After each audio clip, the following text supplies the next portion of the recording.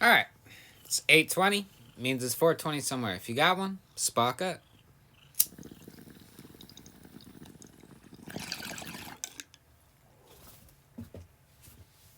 All right.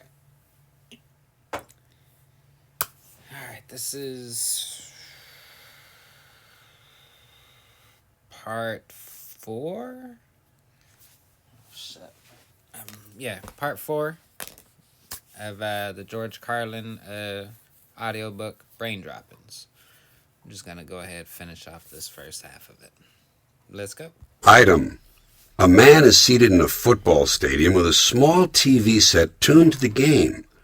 The sideline camera takes his picture, and his image travels through the lens, out of the camera, to the truck, to the satellite, to a ground station several miles away, back into the air, and then to the man's TV set. He sees himself on the screen. The image travels from his eyes to his brain. His brain sends a signal to his arm to start waving. The image travels to the camera, through the lens, to the truck, to the satellite, to another ground station 1,000 miles away, where it is retransmitted into the air and picked up by a cable company that sends it to the man's parents' TV set. The image travels from the screen to his mother's eyes along the optic nerve to her brain, where it references her memory and recognition takes place. Her brain then sends a series of signals to her lungs, throat, lips, and tongue, and she says, "Look! It..."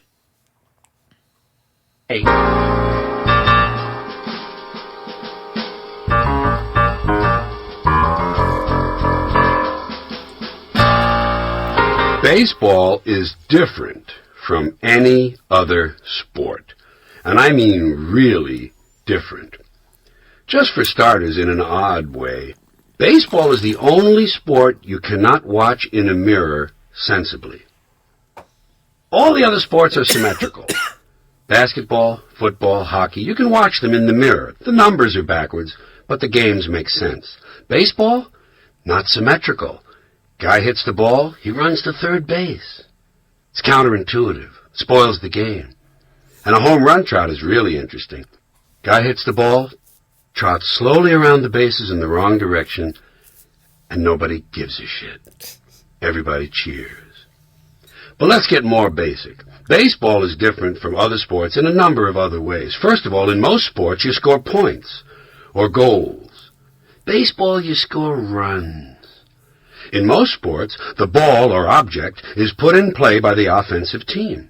In baseball, the defense puts the ball in play, and only the defense is allowed to touch the ball. In fact, in baseball, if an offensive player touches the ball intentionally, he's out. Sometimes unintentionally, whoosh, he's out. In most sports played with a ball, you score with the ball, and without the ball, you cannot score. In baseball, you score without the ball, and only the ball can prevent you from scoring. In most sports, the team is run by a coach. In baseball, the team is run by a manager. And only in baseball does the manager or coach wear the same clothing the players do. If you'd ever seen John Madden in his Oakland Raiders football uniform, you would know the reason for this custom. Now, I've mentioned football as well. Baseball and football are the two most popular spectator team sports in this country. And as such, wouldn't you think that maybe they might tell us a little about ourselves, about our qualities, our values, and perhaps how we have changed over the last 150 years? For those reasons, I enjoy comparing baseball and football. Baseball is a 19th century pastoral game. Football is a 20th century technological struggle. Baseball is played on a diamond, in a park, the baseball park. Football is played on a gridiron in a stadium, sometimes called Soldier Field or War Memorial Stadium. Baseball begins in the spring, the season of new life. Football begins in the fall when everything is dying. In football, you wear a helmet. In baseball, you wear a cap. Football is concerned with downs. What down is it? How many downs do we have left? Baseball is concerned with ups. Who's up? Are you up? I'm not up. He's up. In football, you receive a penalty. In baseball, you make an error. Whoops! In football, the specialist comes in to kick something. In baseball, the specialist comes in to relieve somebody. Football has hitting, clipping, spearing, piling on, personal fouls, late hitting, and unnecessary roughness. Baseball has the sacrifice. Football is played in any kind of weather. Rain, snow, sleet, hail, fog, can't see the game, don't know if there is a game going on, mud on the field, can't read the uniforms, can't read the yard markers, the struggle will continue. In baseball, if it rains... I do remember watching one game where it was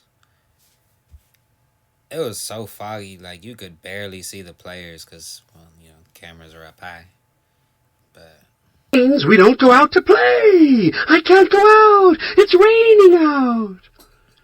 Baseball has the 7th inning stretch.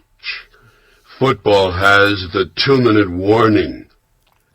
Baseball has no time limit. We don't know when it's going to end. We might have extra innings. Football is rigidly timed and it will end even if we have to go to sudden death. In baseball, during the game, in the stands, there's kind of a picnic feeling. Emotions may run high or low, but there's not that much unpleasantness. In football, during the game, in the stands, you can be sure that at least 27 times you are perfectly capable of taking the life of a fellow human being, preferably a stranger. And finally, the objectives of the two games are completely different. In football, the object is, for the quarterback, otherwise known as the field general, to be on target with his aerial assault, riddling the defense by hitting his receivers with deadly accuracy in spite of the blitz, even if he has to use the shotgun. With short bullet passes and long bombs, he marches his troops into enemy territory, balancing this aerial assault with a sustained ground attack that punches holes in the forward wall of the enemy's defensive line. In baseball, the object... I kind of wonder what it would be like if George Carlin ever did broadcasting for a game. I think that would be entertaining. To go home and to be safe. I hope I'll be safe at home. I don't give a hoot. Not since 1959. That was the last one I gave. Well, I might have given a hoot in 1967. Just one. As a favor to a friend. But that was it. I'm not sure I even have any left. Frankly, I'd be afraid to look. I think I'm all out of hoots. If you want one, you're going to have to find it on your own. Maybe you could rent a hoot. Or steal one. I'll bet by now there's a black market in hoots. Hot hoots. By the way, in addition to those who don't give a hoot, there are many others who will not take a hoot. Too proud. These are the same people who will not take any guff.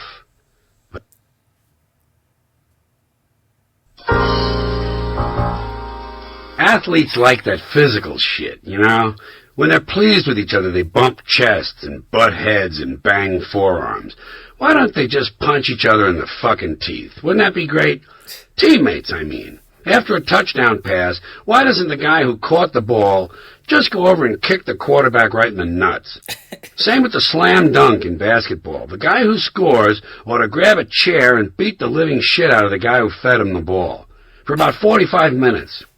If this type of celebration were more common, the post-game show from the winner's locker room would be a lot livelier.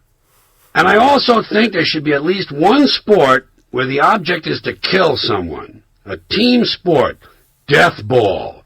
Let's face it, athletes are mostly physical freaks with serious personality defects where competition is concerned, and they just love someone to motivate them. Well, what greater motivation can there be than trying to avoid being killed? It's a fucking natural. And for me, what could be more fun than watching one of these jack-offs motivate his ugly ass into an early grave every game? Here's another thing I love. Losing streaks. I wish some year a baseball team would lose 162 games. I especially like decades-long postseason losing streaks. In fact, as soon as my teams are out of the running, I start actively rooting for the Cubs, Red Sox, Bills, and Vikings to get as far as they can in the postseason so that ultimately they can let the big prize slip away one more time. I think it is infinitely more interesting a news story. I remember as a kid watching the Bills lose 4 in a row. 2 to my team. For a team to... Honestly, though, I thought they were going to be the team to beat in the AFC this year. But I'm okay with Cincinnati. repeatedly fail at the highest level than it is for them to finally win. If the Cubs ever win a World Series, the news coverage will be the most boring bunch of shit you can...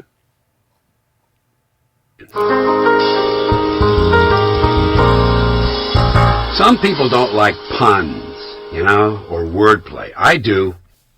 Anticlimax. That's what my uncle was good at. The game of chess. The peace movement. Seersucker. A person who blows clairvoyance. Passing gear. Clothing worn by light-skinned blacks who wish to be thought of as white. Outspoken. When you lose a debate. Hormone. The sound a prostitute makes so you'll think you're a real good fuck. Drug traffic. Driving to your connection's house. Sex drive. Similar to drug traffic, but with a different destination. Douche. A female duke. Octopus. An 8-sided vagina. Trampoline. A sexual lubricant popular with sluts. Parakeet. A keet that takes care of you until the real keet arrives. Pussyfoot. A rare female birth defect requiring the use of open-toed shoes. Beer nuts. The official disease of Milwaukee. Cotton balls. The final stage of beer nuts. Cowhand. An occupational disability common among dairy farmers. Woodpecker. A 17th century prosthetic device. Leatherette. A short sadomasochist. Cap pistol. A small gun that can be hidden in your hat. A gay barbarian. Attila the Hun. The reason for most violence against gays is that heterosexual men are forced to prove that they themselves are not gay. It goes like this. Men in strong male subcultures like the police, the military, and sports, and a few other cesspools, they bond very strongly. Hunting and fishing and golfing friendships also produce this unnatural bonding. These guys bond and bond and bond, and they get closer and closer until finally they're just drunk enough to say, I really love these guys. And that frightens them. So they quickly add, but I'm not a queer. See the dilemma? Now they have to go out of their way to prove to the world, to their buddies, and to themselves that they don't harbor homoerotic feelings. And it's only a short step from I'm not a queer to, in fact, I hate queers. And another short step to, let's go kill some queers. And what they really seek to kill is not the queer outside, it's the queer in.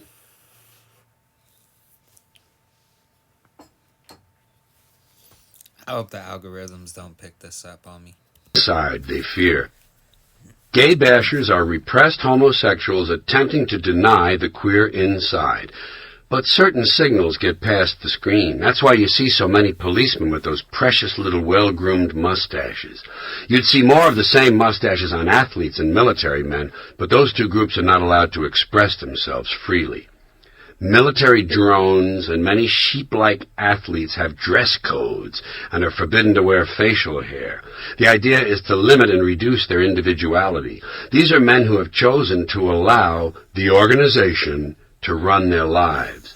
That's why athletes, police, and military men have that rigid, unbending body language. They're severely repressed.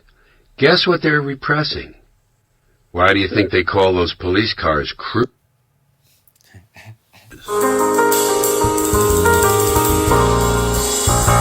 people used to take drugs, now they do drugs. Some people don't do drugs, they do lunch. And sometimes instead of taking drugs, they take meetings. They used to have meetings. Now instead of having meetings, they have relationships.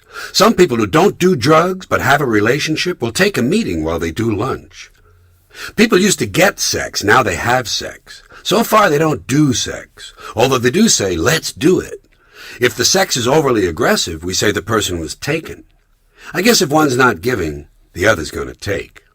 We take a lot of things. We take a lot of good things. We take time, we take heart, we take solace, medicine, advice. We take a job, take a break, take a vacation, a leave, a nap, a rest, a seat. We take a meal. We take, until we can't take any more.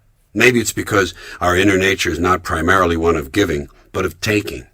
Even these things we take that should balance our lives and give us rest do not. We make work out of them. We do them aggressively, always in control. Take. But when we give a lot of bad things. We give trouble, heartache, sorrow. We give someone a hard time, a migraine, give them a heart attack, and give them a big pain in the ass. So I say, give up, get fucked, take a hike, and have...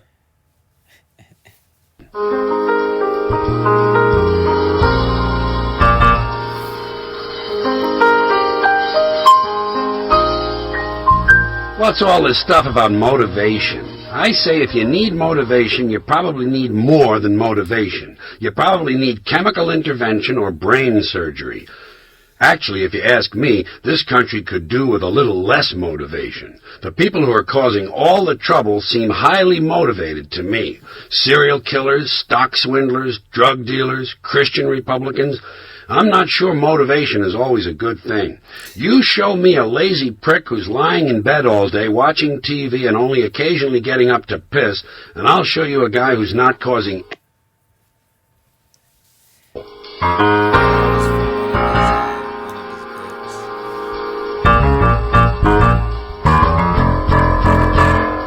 You know what America lacks? A present. America has no now. We're reluctant to acknowledge the present. I guess it's too embarrassing.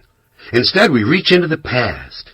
Our culture is composed of sequels, reruns, remakes, revivals, reissues, re-releases, recreations, Yeah. It's funny I'm hearing this right now. Because I just... Like, it's dawned on me because I've been watching The Office on Peacock. I realized they're rebooting Fresh Prince of Bel-Air. They're rebooting Saved by the Bell. They just did The Matrix. They're trying to bring everything from the 90s and early 2000s back. I wish they wouldn't. It was good enough the first time. Just saying.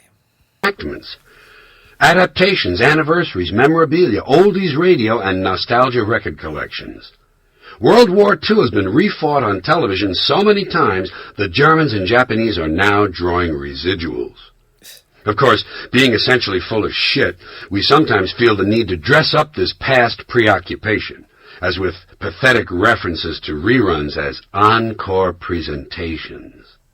Even instant replay is a form of token nostalgia, a brief visit to the immediate past for re-examination, before slapping it onto a highlight video for further review and re-review on into the indefinite future. This yestermania of ours includes fantasy baseball camps, where aging sad sacks pay money to catch baseballs thrown by men who were once their heroes. It's part of the fascination with sports memorabilia, a memory industry, and it's so lucrative it has attracted counterfeiters. In this case, the age of hyphens, we are truly retro-Americans. And our television newscasts not only reflect this condition, they feed it. Everything they report is twisted into some reference to the past. If there's going to be a summit meeting, you'll be told all about the last 6 summit meetings. If there's a big earthquake, they'll do a story about big earthquakes of the past. If there's a mine disaster, you'll hear about every mine disaster since the inception of mining. They're obsessed with looking back. I swear, I actually heard this next thing during a newscast as the anchorman went to a commercial break. He said, "Still ahead, a look back." Honest, he said it. Hurricane Hugo 1 year later. Why? The anniversary of the Exxon Valdez oil spill. For what reason? The anniversary of the Bay of Pigs, Pan Am Flight 103, the hostages in Iran, the fall of the Berlin Wall, VJ Day, VE Day, Vietnam. Who gives a fuck? Bugs Bunny's 50th birthday, Lassie's 55th, the Golden Jubilee of Gone with the Wind, the start of the Korean War, Barbie celebrates her 35th, the 25th anniversary of the New York blackout, Bambi turns 50. Shit, I didn't even like Bambi when I was supposed to. How much do I care now? There's really no harm, I guess, in reviewing the past from time to time. Knowing where you've been is part of knowing where you are and all that happy horse shit. But the American media have an absolute fixation on this. They rob us of the present by insisting on the past. If they were able, I'm sure they would pay equal attention to the future. Trouble is they don't have any film on it. And so, on television news, there is oddly very little emphasis on the present, on today's actual news. The present exists only in 30-second stories built around 8-second sound bites. Remember, sound bite is their phrase. That's what they give you. Just a bite. No chewing, no digestion, no nourishment. Malnutrition. Another way they avoid the present moment is to look ahead on their own schedules. The television news industry seems to revolve around what's coming next. Still to come, just ahead, up next. Coming up this half hour. More to come, stay with us. Still ahead, also later. They even preview what's going to happen as little as 1 hour later. During the 5 o'clock news, the empty-headed prick who does the 5 o'clock news will suddenly say, "Here's a look at what's coming up on the 6 o'clock news." Then the empty-headed prick who does the 6 o'clock news will appear in shirt sleeves in the newsroom to create the illusion of actual work and tell you about several stories that the empty-headed prick who does the 5 o'clock news should already have told you about if he were really a newsman. And so it goes around the clock. On the 5 o'clock news, they tell you about the 6 o'clock news. At 6 o'clock, they tell you about 11. At 11, they plug the morning news. The morning man promos the noontime lady, and sure enough, a little later afternoon, here comes that empty-headed prick from the 5 o'clock news to tell you what he's going to do on the 5 o'clock news. You know, if a guy were paranoid, he might not be blamed for thinking that the people who run things don't want you dwelling too much on the present. Because keep in mind, the news media are not independent. They're a sort of bulletin board and public relations firm for the ruling class, the people who run things. Those who decide what news you will or will not hear are paid by and tolerated purely at the whim. And these same people are wondering why nobody trusts them. Like, you think people forgot about y'all lying about WMDs in Iraq? That's just one off top of the head.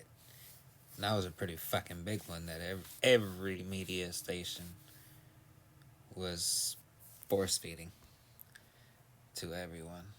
Of those who hold economic power. If the parent corporation doesn't want you to know something, it won't be on the news. Period. Or at the very least, it will be slanted to suit them and then barely followed up. Enjoy your snooze, folks.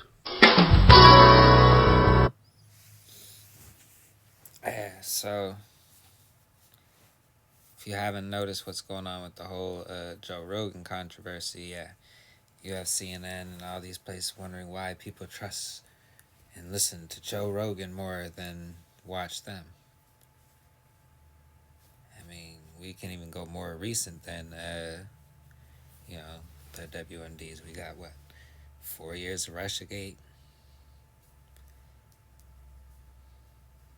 Gas attacks in Syria, lies about Libya.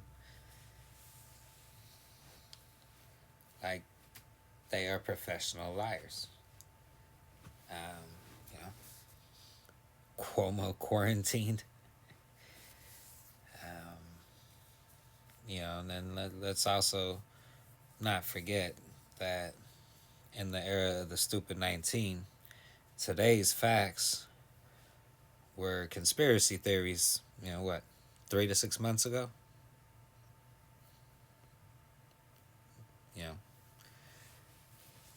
Sometimes even a year before.